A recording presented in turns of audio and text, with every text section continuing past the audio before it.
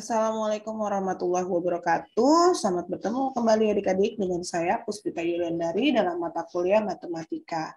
Pada kesempatan kali ini saya akan mencoba mengajak adik-adik untuk belajar berkenaan dengan garis singgung kurva dan kecepatan sesaat.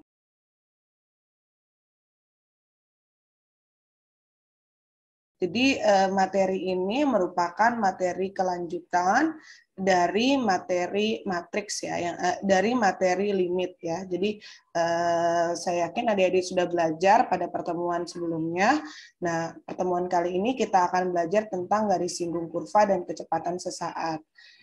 Bagaimana cara kita untuk menentukan gradien garis singgung? Maka di sini adik-adik bisa melihat ada gambar yang menunjukkan bahwa ketika kita akan melihat bagaimana terjadinya persinggungan antara kurva dan juga titik ya, dari beberapa titik yang ada, maka kita harus melihat dari grafik X dan Y ini ya, di mana pada sumbu X itu ada nilai X dan nilai X plus H. X plus H ini mengartikan bahwa nilai X plus H itu lebih besar daripada X ya. Jadi kalau seandainya kita analogikan nilai X ini adalah 1, maka X plus H ini adalah 2 ya. Nah, ini kita buat simbolnya adalah X sebagai nilai pertama dan X plus H sebagai nilai kedua. Sementara pada sumbu Y kita akan melihat dua titik juga. Yang pertama adalah fungsi X ya, fungsi X ditambah dengan fungsi X plus H. Fungsi X menandakan sebagai nilai Y1 pertama dan fungsi X plus H nilai Y kedua. Ya, artinya nilai fungsi X plus H itu jauh lebih besar daripada fungsi X ya. Nah, kemudian kita pun akan menentukan beberapa titik pertemuan di mana kita akan membuat titik pertemuan antara titik X dan fungsi X menjadi titik P. Kemudian kita akan membuat titik pertemuan R ya. Misalnya titik pertemuan R itu adalah titik X plus H dengan titik F fungsi X, kemudian kita juga akan membuat titik pertemuan antara titik Q ya namanya. Jadi titik Q ini adalah titik pertemuan dari X plus H dengan titik fungsi X plus H ya. Nah, lantas bagaimana cara kita akan membuat melihat penentuan melihat pertemuan atau persinggungan antara kurva dan garis singgung ya, adik-adik. Jadi dari sini ketika kita sudah melihat dan sudah membuat polanya, maka akan ada kita masukkan kurva ya. Kurvanya itu adalah kurva Y sama dengan fungsi X ya. Nah, di sini kita masukkan kurva, kemudian kita akan membuat garis dari titik P menuju titik Q ya. Garis menuju titik P titik Q ini ternyata melewati kurva yang ada, sehingga kurva inilah yang akan dinyatakan atau titik pertemuan antara kurva dengan garis singgung inilah yang menyatakan terbentuknya garis singgung ya antara kurva dan garis ya. Jadi artinya di sini ketika kita melihat bahwa titik S ya, ketika kita membuat pola, seandainya nih adik-adik, ketika kita membuat pola, sebenarnya terbentuklah yang namanya titik trigonometri ya. Jadi artinya titik P menuju titik Q ini dinyatakan sebagai titik garis miring ya, yang membentuk garis miring, sementara titik P ke R ini menunjukkan titik pertemuan sebagai alas, dan titik Q dan R ini dinyatakan sebagai titik atas ya. Jadi, nah, sementara kalau S ini adalah pertemuan antara Q dan juga R ya. Jadi kita akan melihat bentuknya. Nah, dari bagaimana cara kita menentukan gradien pada garis singgung ini ya, adik-adik. Jadi kita akan melihat nilai dari titik PQ ya untuk gradien garis singgungnya. Karena kita sudah belajar sebelumnya adalah menggunakan limit, maka gradien garis singgung pada kurva di titik P adalah M ini adalah gradien, yaitu tangen QPR ya. Jadi QPR ya. Di mana M tangen atau gradien M itu adalah didapat dari limit H mendekati 0 dan fungsi X ditambah H dikurangi dengan fungsi X. Dari manakah fungsi X ditambah H dikurang fungsi X? Oke, kita lihat kembali. Jadi yang namanya rumus perhitungan alas bagi tinggi ya, alas kali tinggi bagi 2 ya, misalnya seperti itu, ini adalah sebenarnya cukup berlaku ya. Jadi kalau kita melihat di sini untuk gradien kita ketahui bahwa ketika kita akan menghitung gradien M tan itu sebenarnya nilainya itu adalah saya tuliskan kan biasanya adalah nilai Y2 kurang Y1 dibagi dengan X2 dikurang dengan X1 ya. Nah, ketika menjadi fungsi X plus H dikurang dengan fungsi X dibagi H, maka sebenarnya kita akan melihat dulu nilai Y2-nya berapa, nilai Y1-nya berapa, X2 berapa, dan X1-nya adalah berapa ya. Oke, kita tuliskan terlebih dahulu di sini. Jadi kalau kita menuliskan M tan itu sebenarnya berasal dari limit H mendekati 0, di mana Y2 itu adalah kalau di gambar ini fungsi X plus H. Jadi kita tuliskan di sini fungsi X plus H itu adalah Y2. Kemudian Y1 itu kita lihat di sini adalah fungsi X ya. Jadi kita tuliskan Y1 itu adalah fungsi X. Kemudian X2 kita lihat di sini adalah X plus H ya. Jadi X plus H. Jadi dalam kurung X plus H sementara akan dikurang dengan nilai X1 ya. Kita X1 kita lihat di sini adalah X ya. Jadi nilainya kita tuliskan X. Sehingga kalau kita ingin mengurangi nilai yang bisa dihapus itu adalah X dikurang X ya. Jadi X dikurang dengan X habis. Sehingga menghasilkanlah nilai ini. Menghasilkanlah nilai yang seperti yang kita lihat yaitu adalah limit H mendekati 0 itu adalah fungsi X plus H dikurang fungsi X dibagi H. Jadi kalau ditanya dari manakah perhitungan limit tangen H mendekati 0 dari fungsi X plus H min fungsi X per H, berasal dari Y2 dikurang Y1 dibagi dengan X2 dikurang X1, nilainya adalah ini. Oke, jadi artinya kalau kita lihat gradien gambar garis singgung di titik A, di mana A adalah fungsi A dan M adalah fungsi aksen A. Langkah kedua selanjutnya adalah menentukan gradien di titik A itu sendiri ya, atau di titik yang akan kita tentukan ya. Jadi kalau contohnya tadi adalah menggunakan X, maka kita rubah menjadi C. Fungsinya juga menjadi C. Nah, pada kurva Y dengan fungsi X.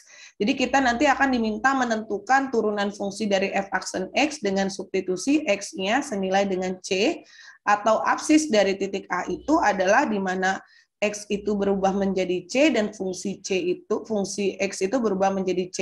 Sehingga gradien dari M itu adalah M sama dengan F aksen dari C. Nah, di sini adik-adik kita melihat. Jadi secara umum persamaan garis titik dari A ya, A ini boleh kita rubah dari X1 dengan Y1 pada kurva Y sama dengan fungsi X, dapat dengan mudah kita tuliskan rumusnya. Jadi persamaan garis lurus itu adalah nilai Y min Y1 sama dengan M dikali X min X1. Dengan gradien berarti M-nya adalah F aksen atau X1 ya. Nah, ini adalah gambar yang perlu kalian pahami. Nah, di sini ada contoh soal adik-adik ya. Jadi, ketika ada contoh soal menentukan persamaan garis singgung di titik 2,6 berarti ini adalah titik X ya. Dan ini adalah 6 ini adalah titik Y-nya. Maka secara otomatis adik-adik kita diminta untuk menentukan kurva ya pada persamaan X pangkat 3 dikurang dengan 3X ditambah dengan 4 ya. Jadi bagaimana kita menyelesaikannya? Yang pertama kita akan menentukan turunan fungsi dari Y sama dengan X pangkat 3 dikurang 3X ditambah 4. Kita turunkan ya, atau diferensiasikan, di mana F aksennya itu adalah turun.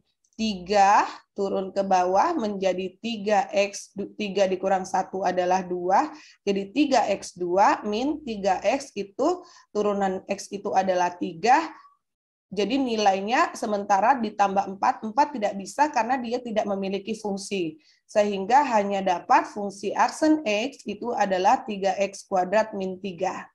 Kemudian ketika kita diminta menentukan gradien di titik 2,6 ya, berarti nilai M itu adalah sama dengan F aksen 2. Sehingga tinggal kita masukkan saja pada persamaan 3X kuadrat min 3, kita masukkan angka 2 menjadi 3 dikali 2 pangkat 2 dikurang dengan 3 menjadi 9. Nah, dari sini adik-adik berarti kita sudah menentukan nilai gradien.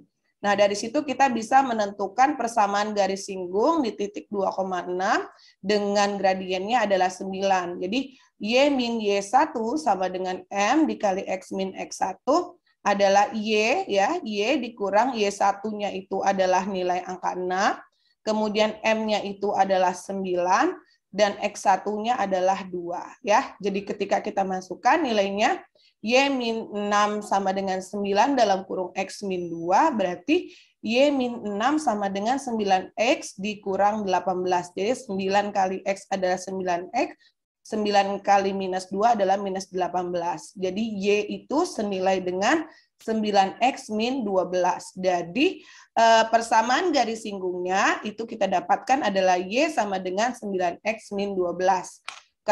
Kalau kita lihat grafiknya seperti ini adik-adik ya. Jadi pertemuan dari garis singgungnya, kemudian kita lihat titik pertemuan antara 2,6. Jadi antara kurva dan garis saling bersinggungan. Nah, ini dinamakan persamaan garis singgung.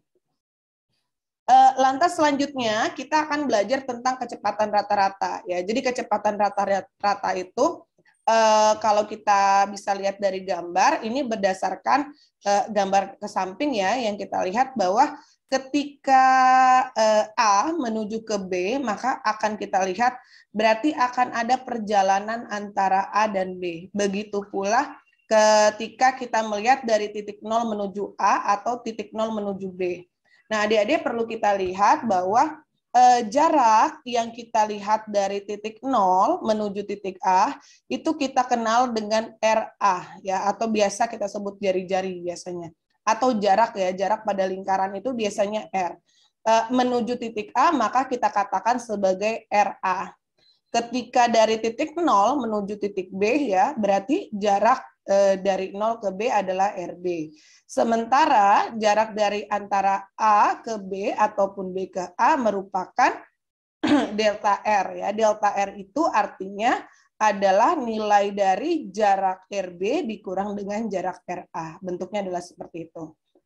Nah, kemudian dalam prosesnya tidak bisa kita pungkiri setiap proses perjalanan pasti membutuhkan waktu.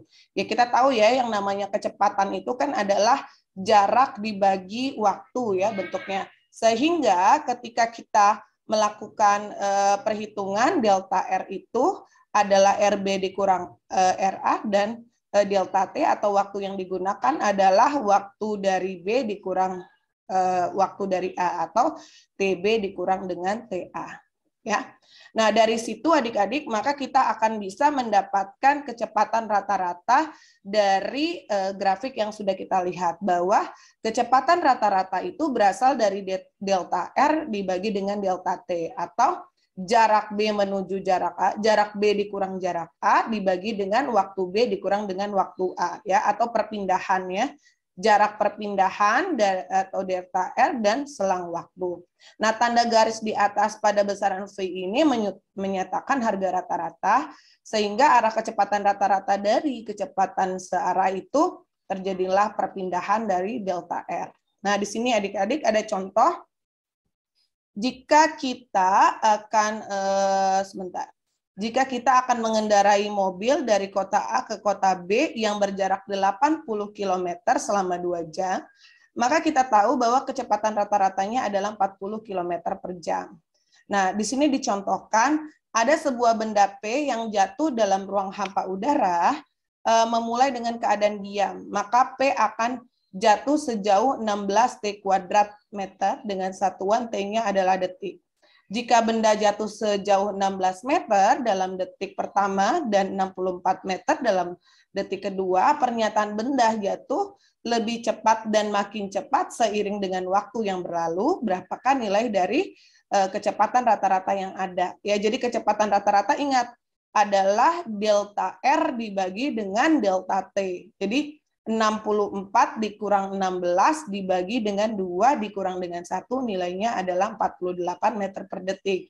Nah, kalau dinyatakan dalam selang waktu T sama dengan 1 sampai dengan T sama dengan 1,5, kita menghitung benda jatuhnya tinggal kita gunakan 16T kuadratnya.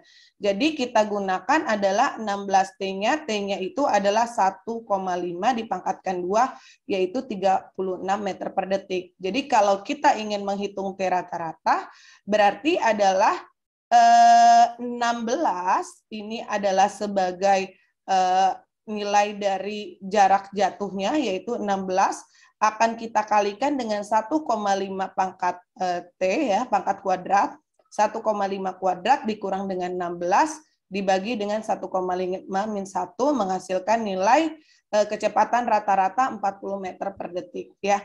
Nah, ini akan ada keterkaitan dengan limit kecepatan rata-rata dengan fungsi, yaitu fungsi C plus H atau fungsi X plus H dikurang dengan fungsi X dibagi dengan H, yang hampir sama dengan yang tadi dijelaskan. Nah, dari sini adik-adik ketika kita sudah berbicara tentang kecepatan rata-rata, maka kita pun juga akan belajar yang namanya kecepatan sesaat. Ya, kecepatan sesaat di sini adalah jika diberikan analoginya adalah jika kita mengendarai sepeda motor sepanjang jalan yang lurus sejauh 100 km dalam waktu 2 jam. Nah, besar kecepatan rata-rata dalam 50 km per jam, walaupun demikian tidak mungkin kita mengendarai sepeda motor tersebut tepat 50 km per jam setiap saat. Jadi dari sini ketika kita akan mengetahui kecepatan sesaat, jadi kita harus memerlukan konsep kecepatan sesaat itu dengan tujuan bahwa kecepatan pada suatu waktu. Ya, sehingga kalau kita analogikan kecepatan sesaat itu adalah kecepatan rata-rata pada limit selang waktu delta T yang mendekati 0. Nah, dari sini maka kecepatan sesaat itu adalah limit dari delta T mendekati 0 dikali dengan delta R dibagi dengan delta T, atau determinan X dibagi dengan determinan T. Ya, jadi dx per dt itu adalah turunan pertama dari fungsi vektor posisi terhadap waktu. Ya. Selanjutnya adalah kalau seandainya R itu adalah nilai dari sumbu XI, ya, I ini sebagai nilai ditambah dengan sumbu Y J sebagai nilai, dan sehingga menyatakan bahwa delta R itu adalah delta XI ditambah delta YJ, ya. Jadi dari sini adik-adik kita bisa mendapatkan nilai bahwa sebenarnya vektor itu adalah determinan X per dt dibagi I, ya, untuk I turunan I, dan determinan Y per dt untuk turunan Y, ya. Ya, dari sini kita akan bisa mengetahui bahwa F itu adalah vektor kecepatan sesaat dengan satuan meter per sekon, kemudian Fx itu adalah dx per dt, dan Fy itu adalah dy per dt. Ya. Nah, di sini ada contohnya adik-adik kalau seandainya kita punya soal, ya, yang tadi ketika fungsi X, fungsi T-nya itu adalah 16T kuadrat, kemudian kecepatan sesaat pada T itu adalah 1, tinggal kita masukkan rumusnya, yaitu limit H mendekati 0, di mana fungsi T plus H dikurang fungsi T per H.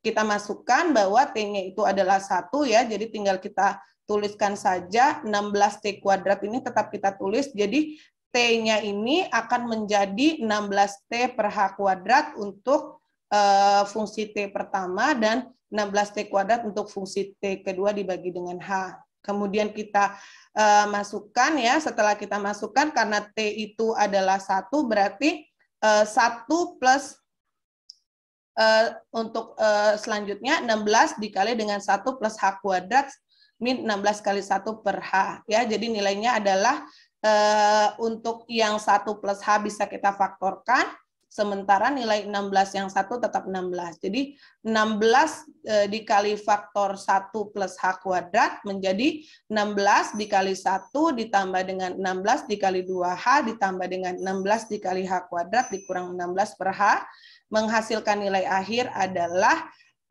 H 16 ditambah 32H ditambah 16H kuadrat min 16. Jadi angka 16 bisa kita coret, kemudian H kita kumpulkan ya, dengan tujuan kita akan mencoret bagian bawah, tinggal memasukkan, ternyata masih tersisa 1H. Berarti hanya mendekati 0, kita masukkan 32 ditambah 16 dikali 0 menjadi 32. Jadi jawaban untuk fungsi T pada 16T kuadrat dengan kecepatan sesaat pada T sama dengan 1 adalah fungsi sesaatnya adalah 32 meter per sekon. Ya. Nah, adik-adik di sini ada beberapa contoh soal ya yang nanti bisa kita lakukan pada responsi kita ya. Terima kasih atas perkuliahan pada hari ini. Saya ucapkan wassalamualaikum warahmatullahi wabarakatuh.